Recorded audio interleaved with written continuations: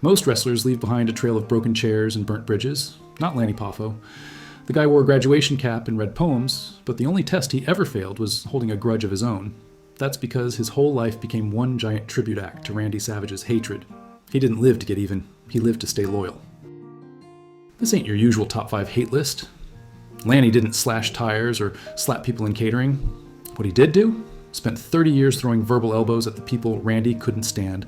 Vince McMahon, WWE's Hall of Fame committee, and anyone who disrespected the House of Poffo. He was like Randy's beef courier. Next day delivery. No signature required.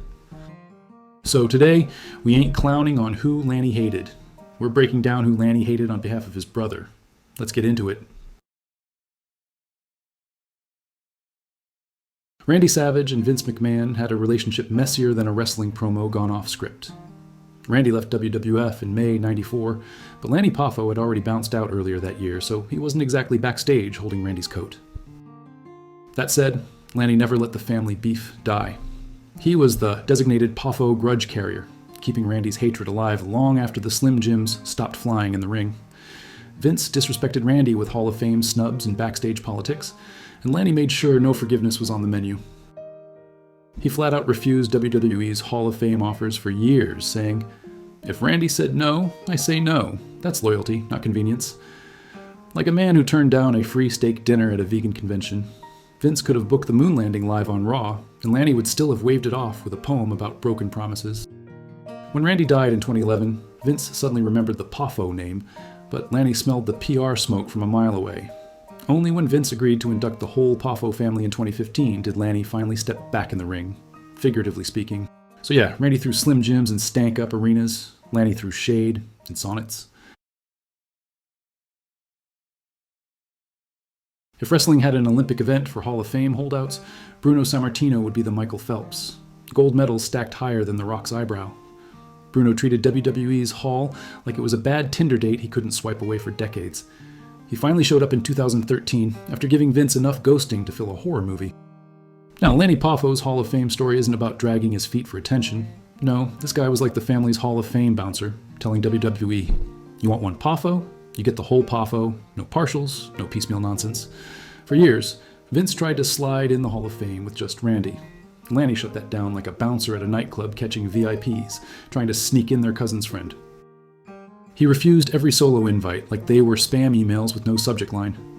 The dude held the door tight, waiting for Vince to respect Angelo Poffo, the dad, the legend, and Randy's first big fan. That was the price of admission. This wasn't stubbornness. This was family loyalty so fierce it could choke a snake. Lanny wasn't about to let WWE rewrite the Poffo story like it was a bad episode of Family Feud. When WWE finally caved in 2015 and inducted the whole Poffo crew, Lanny stepped up, but not without a side-eye sharper than Ric Flair's robe. He made sure Vince knew this was on Randy's terms, and anyone thinking otherwise could eat the turnbuckle. So Bruno's slow walk was a legend, but Lanny, he was the bouncer who made sure no Poffo got in unless the whole family rolled deep. Slim Jim was the macho man's cash cow. That neon meat stick didn't just ride Randy's coattails, it clung to his tassels like barbecue-flavored Velcro. But when Savage jumped ship to WCW in 1994, he took Slim Jim with him. And that wasn't just a business move. That was a knife in Vince's marketing department. See, Slim Jim wasn't some cute side hustle. It was millions of dollars. Vince had built a whole chunk of WWE's 90s marketing around those commercials. And when the checks stopped coming, Vince allegedly blamed Randy like he'd walked out of Titan Towers, carrying a briefcase full of beef jerky money. Lanny Poffo repeated it for years. That Slim Jim deal meant more to Vince than you can imagine. When Randy took it with him, they took it personally. And Slim Jim wasn't dumb, they knew Randy was the brand. When he showed up in WCW, they followed faster than a valet with your keys. The whole thing wasn't just a financial loss, it was a public embarrassment. Vince got outmaneuvered in plain sight. Lanny believed that was the moment Vince wrote Randy off. Not when he left, not when he bashed him, but when he cost Vince that spicy meat money. From then on, Savage was frozen out of WWE. No cameos, no DVDs, not even a Legends deal. The guy went from icon to unperson overnight. Now, Lanny kept telling that story like it was gospel. Vince doesn't forgive beef theft. When you strip it down, this wasn't about commercials. It was about power. And when Randy took that Slim Jim contract with him, he didn't just cut a deal, He bit into Vince's ego and snapped it like a twig. This is the part where Lanny Poffo stopped being the genius and started sounding like he was ready to stab someone with a laminated Hall of Fame plaque. See, Angelo Poffo wasn't just Randy's dad. He was a goddamn war vet, record holder, promoter, and the architect of ICW, a company Vince couldn't buy, so he buried it like a body in Stamford.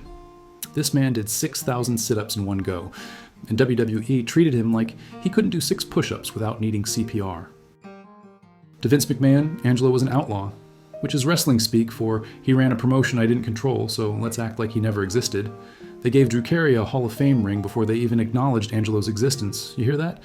They honored a Price is Right host before they honored the guy who raised Macho Man Randy Savage. That's not disrespect. That's hate mail in a tuxedo. Lanny wasn't having it. He went on every shoot interview like a one-man army, torching bridges that were already on fire. Every time WWE reached out, Lanny told him the same thing. You want Randy in? Then Angelo's going in too. Otherwise, go jump in the Stamford River with a Slim Jim up your nose. And when WWE finally begged him to do the solo induction in 2015, Lanny caved under pressure, but not without dragging the company like they owed him rent. He got on that stage like he was delivering a TED Talk from hell. No tears, no hugging Triple H, just a calculated middle finger hidden inside a tribute speech. He said Angelo on that mic like it was a damn protest chant.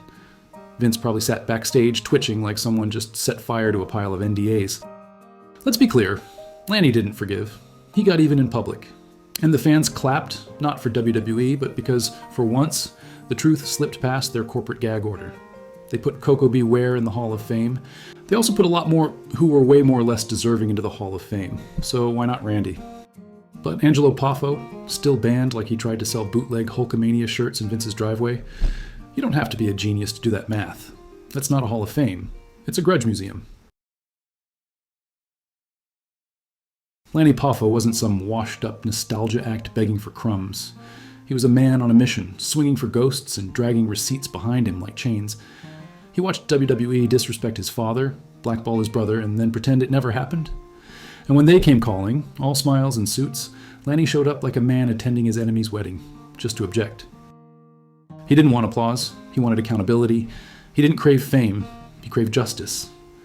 While every yes man backstage lined up to kiss the ring, Lanny walked in quoting Shakespeare and calling bull like a professor with tenure.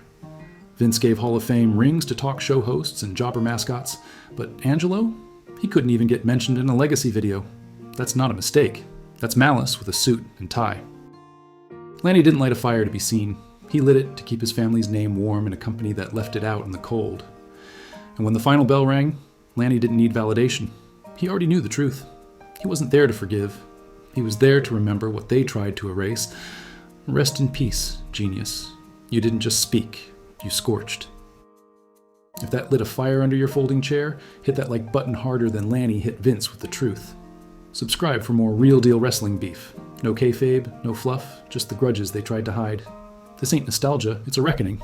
Stick around, because the next legend we dig up might have buried more careers than creative ever did. Thanks for watching.